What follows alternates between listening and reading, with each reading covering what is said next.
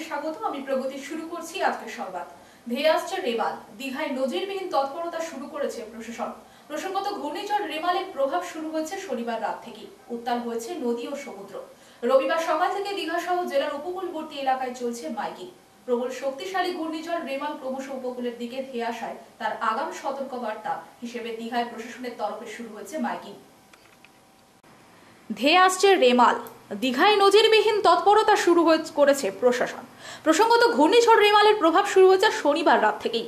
উত্তাল হয়েছে নদী ও সমুদ্র। রবিবার সকাল থেকে দীঘা সহ জেলার উপকূলবর্তী এলাকায় চলছে মাইকিং।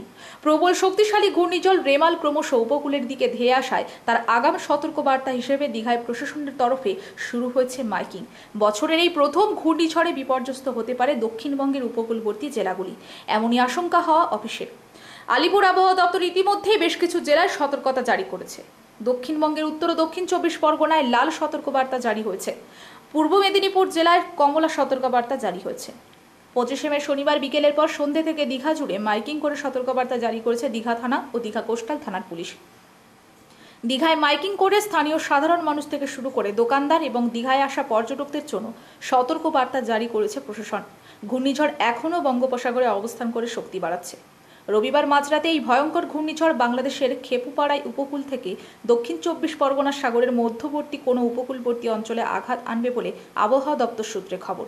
ঘূর্ণিঝড় রেমালের প্রভাবে উত্তর ও দক্ষিণ 24 পরগনায় ভারী থেকে অতি ভারী বৃষ্টির পাশাপাশি ঘন্টায় 120 থেকে 130 কিলোমিটার গতিবেগে ঝোড়ো হওয়ার সম্ভাবনা রয়েছে। অন্যদিকে পূর্ব মেদিনীপুর জেলায় রবিবার থেকে মঙ্গলবার পর্যন্ত অতি ভারী বৃষ্টি এবং ঘন্টায় 80 থেকে 100 কিলোমিটার গতিবেগে ঝড় হওয়ার পূর্বাভাস দিয়েছে হাওয়া অফিস। হাওয়া অফিস ইতিমধ্যেই মৎস্যজীবীদের সতর্কবার্তা পাঠিয়েছে। মঙ্গলবার পর্যন্ত মৎস্যজীবীদের সমুদ্রে যাওয়ার নিষেধাজ্ঞা জারি হচ্ছে। ঘূর্ণিঝড় মোকাবিলায় উত্তর ও দক্ষিণ 24 পরগনার পাশাপাশি পূর্ব মেদিনীপুর জেলা প্রশাসনের সঙ্গে বৈঠক করেছে নবান্ন।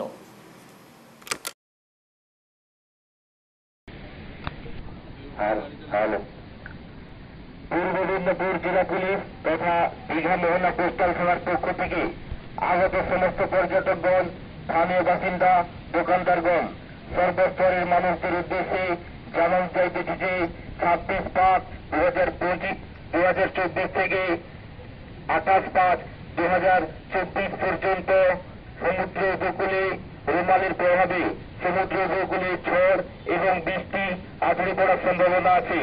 তাই আপনারা সতর্ক থাকবেন।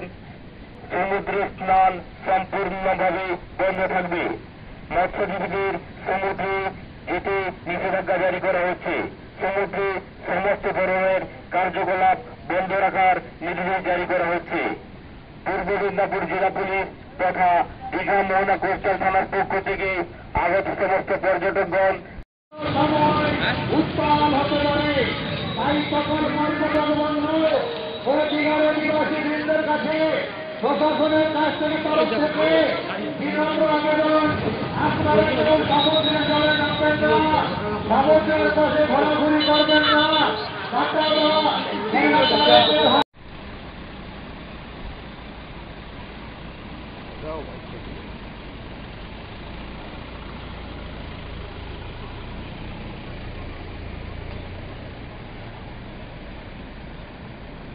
এলাকার সমস্ত জনসাধারণ ও পর্যটকদের উদ্দেশ্যে বিশেষ সতর্কবার্তা ঘোষণা। বঙ্গোপসাগরে সৃষ্ট ঘূর্ণাবর্তের কারণে আগামী রবিবার 26/5/2024 থেকে মঙ্গলবার 28/5/2024 পর্যন্ত ঘূর্ণিঝড় রেমালের প্রভাবে প্রবল বৃষ্টিপাত সহ ঝড়ের সম্ভাবনা আছে। আবহাওয়া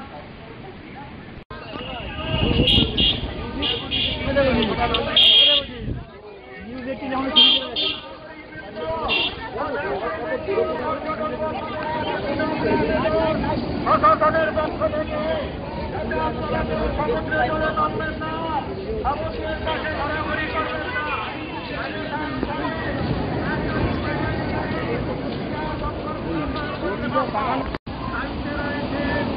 তোমাদের বন্ধু সব সময় সহযোগিতার হাত বাড়িয়ে দিবেন। বিশেষ ঘোষণা, বেতনারা দীঘা শঙ্করপুর উন্নয়ন পর্ষদের পক্ষ থেকে সকল পর্যটক বন্ধু, দীঘার অধিবাসীবৃন্দ ও দীঘার সকল রাষ্ট্রের লোকজনের কাছে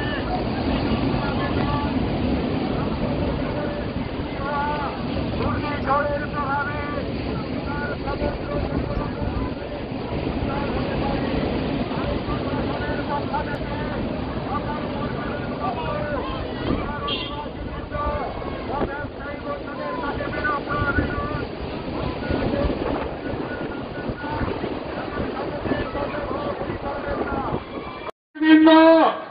দীঘায় আগত সকল ভ্রমণার্থী পর্যটক বন্ধু ও দীঘার সকল ব্যবসায়ী বন্ধুদের উদ্দেশ্যে জানানো যাইতেছে যে সৃষ্টি হওয়া ঘূর্ণিঝড়ের প্রভাবে দীঘার সমুদ্র যে কোনো সময় উত্তাল হতে পারে।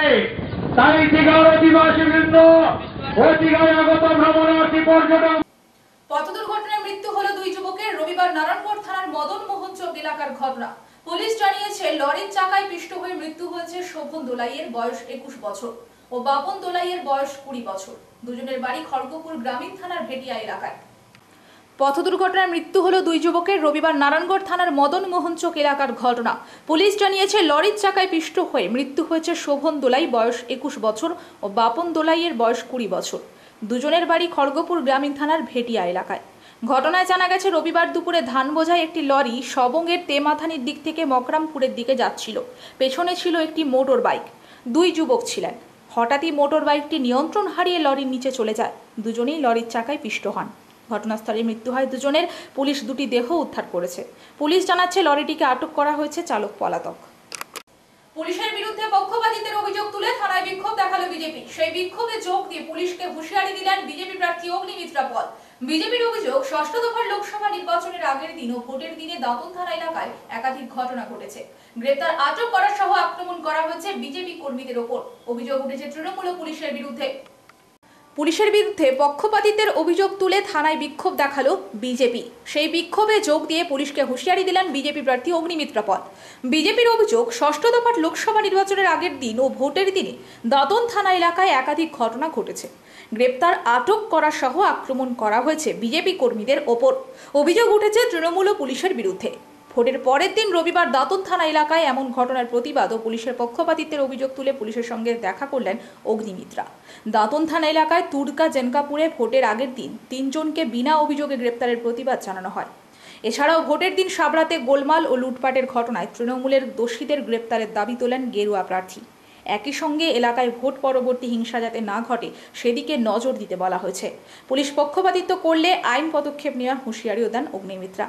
তিনি বলেন, গোলমাল করেছে তৃণমূল, পুলিশ পক্ষপাতিত্ব করে আমাদের লোকজনকে ধরছে, মিথ্যে মামলা দিচ্ছে, এটা মেনে নেব না।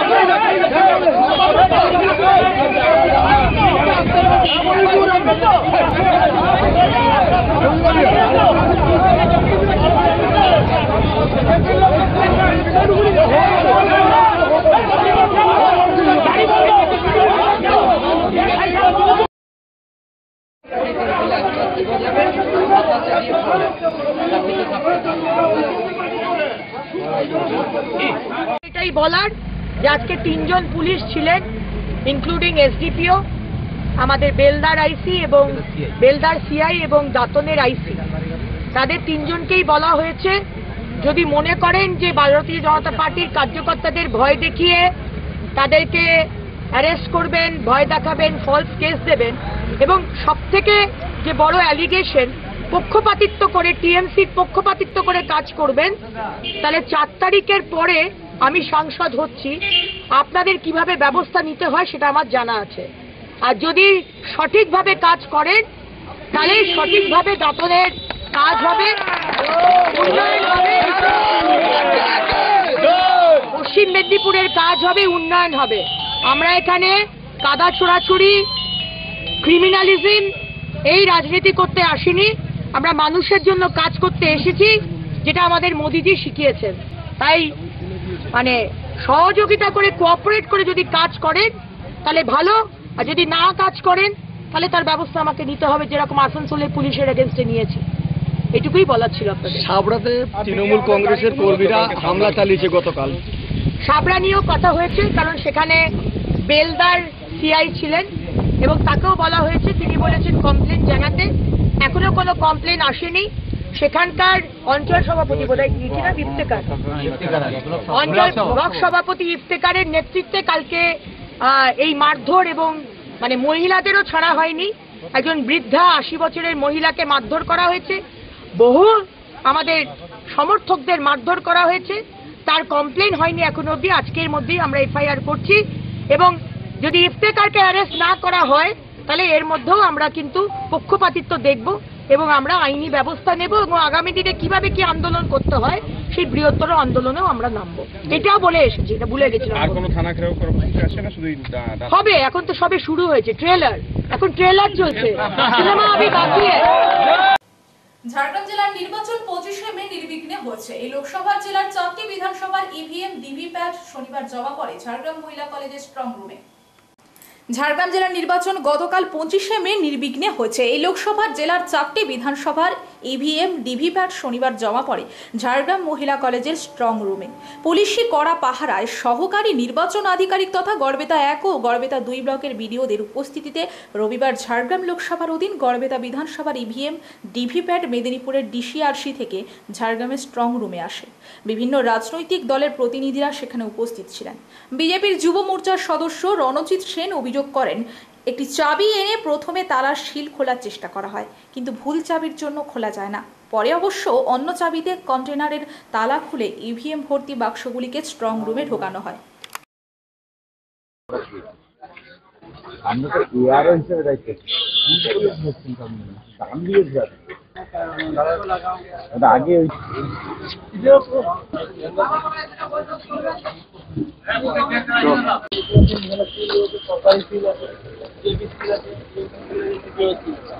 তো ওটা কোনো সিল নেই, ওটা একমাত্র সরকারি সিল আছে, আর কোনো সিল নেই। বাঁধা রয়েছে, চাবি দিয়ে বাঁধা রয়েছে, চাবিও নেই।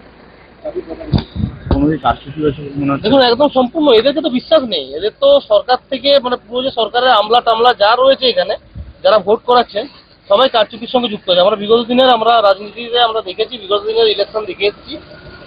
তো স্বচ্ছভাবে এরা ইলেকশন করাতে জানে না, এইসব কারচুপি হয়েছে। এগুলো হয়তো আগে করা যায়নি, কিন্তু এখন আমরা ইঞ্চিতে বুঝিয়ে দেবো। আমরা কিন্তু ধরবো প্রতিটা জায়গায়। আবার চাবি অন্য মানে একটা চাবি নিয়েছিল, চাবি খুলেনি। এখানে অ্যাকচুয়ালি নিয়ম হলো যে তালা আসবে সে তালার সঙ্গে চাবি দেখে এটাকে সমস্ত কিছু দিয়ে মানে সমস্ত পার্টির স্ট্যাম্প দিয়ে সিল করা, সিল দিয়ে। তো ওটা ওখানে ছিল না। আমার নাম রণজিৎ সেন, ভারতীয় জনতা যুব মোর্চার সহসভাপতি।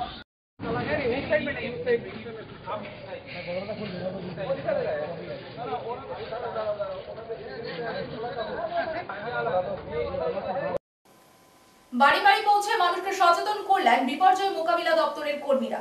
ঘূর্ণিঝড় রেমালের প্রভাব পড়তে পারে দাঁতনে। দাঁতন 1 ব্লকে ইতিমধ্যেই 18 জনের একটি দল পৌঁছেছে।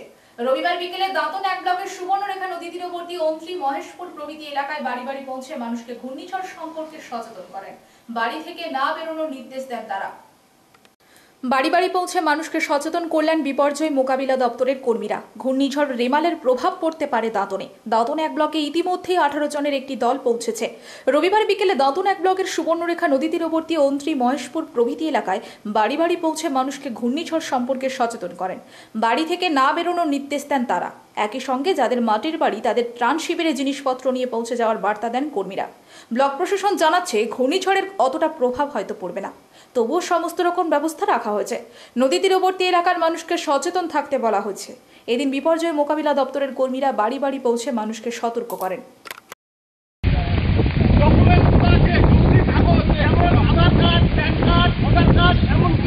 আপনাদের যে টাকা পয়সা ব্যাংক ডকুমেন্টস, সেই ডকুমেন্টসগুলো সঙ্গে নিয়ে যাবেন। কিছু ওষুধপত্র অবশ্যই সঙ্গে রাখবেন এবং খাবার জল সেটাও সঙ্গে রাখবেন।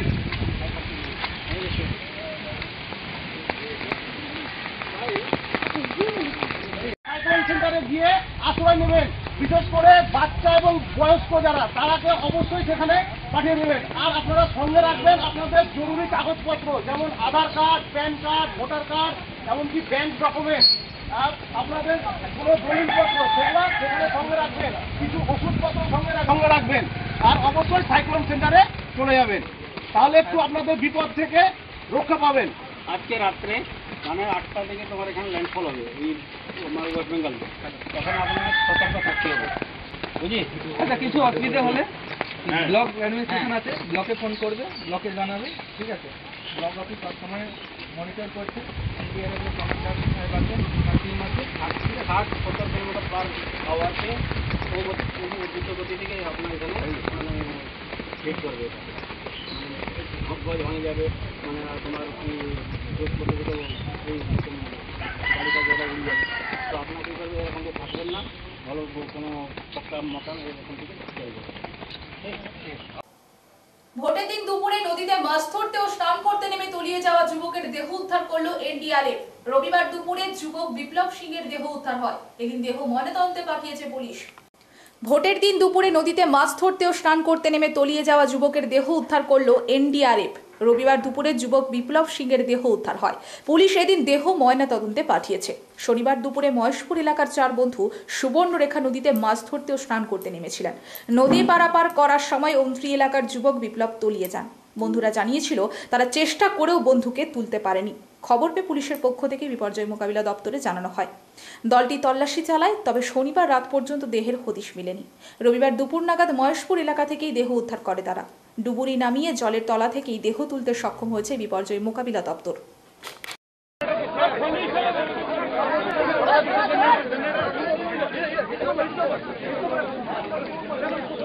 বাড়ি থেকে কিছুটা দূরে জলে ডুবে মৃত্যু হলো এক ব্যক্তির। মৃতদেহ উদ্ধার করে ময়নাতদন্তে পাঠালো পুলিশ।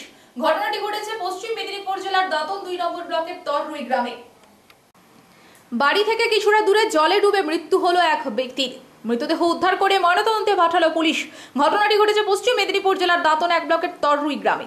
পুলিশ জানিয়েছে মৃত ব্যক্তির নাম ধুশাসন সিং, বয়স 62 বছর, বাড়ি দাঁতন থানার তররুই গ্রামে। পুলিশ ও পরিবার সূত্রে জানা গিয়েছে শনিবার ভোর দিয়ে এসে বাড়ির কাছে একটি পুকুরে স্নান করতে গিয়েছিলেন ওই ব্যক্তি।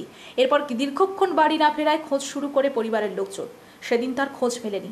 পরের দিন সকালে বাড়ি থেকে কিছুটা দূরে ওই পুকুরে তার মৃতদেহ ভেসে থাকতে দেখে গ্রামের লোকজন। খবর দেওয়া হয় ওই ব্যক্তির পরিবারের লোকজন ও দাঁতন থানার পুলিশে। খবর পেয়ে ঘটনাস্থলে পৌঁছায় দাঁতন থানার পুলিশ। মৃতদেহ সংগ্রহ করে মৃত্যুর সঠিক কারণ জানতে মৃতদেহ ময়নাতদন্তের জন্য খড়গপুর মহকুমা হাসপাতালে পাঠানো হয়। গভীরটা মানে জিসিপি খোঁড়াচ্ছিল তো গাড়িয়া পুকুরটা, তারপরে তো আর তো জানি না আমরা, তো ভোট দিয়ে এসে আমরা ভারী ভারী লাগছে যখন আমরা ঘুমিয়ে পড়ে গেছি। তো রাত্রে সেরকম আমরা খুঁজে গোটা খুঁজেছি, ওঠা যে পাইনি। তারপরে এই তো সকাল ভোরের সময় বলছে এখানে পড়ে আছে। কি নাম? দুঃশাসন। বাড়ি কোথায়? তরুরি। কে হয় আপনার? মানে সম্পর্কে দাদা হয়। কি নাম আপনার? আমার নাম বিজয়।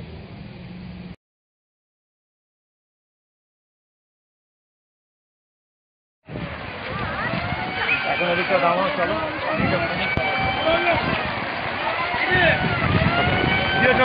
মিডিয়া মিডিয়া মিডিয়া চলো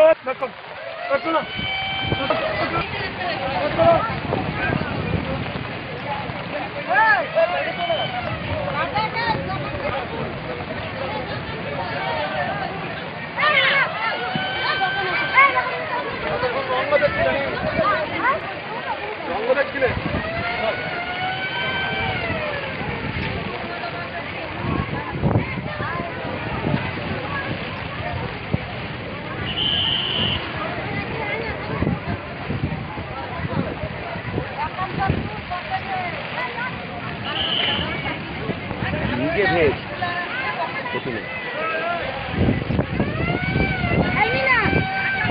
দোকান ছাড়াও, দোকানগুলো সরিয়ে নাও, দোকানগুলো সরিয়ে নাও।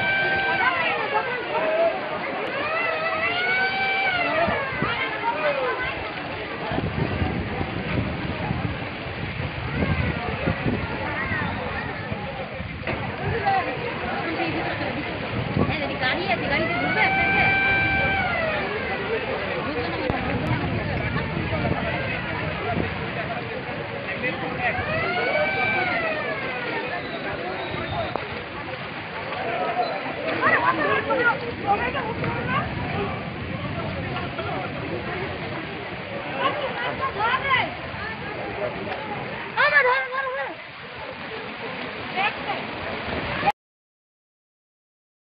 আমাদের ইনফর্ম করবেন। সংবাদ এই পর্যন্ত। নমস্কার।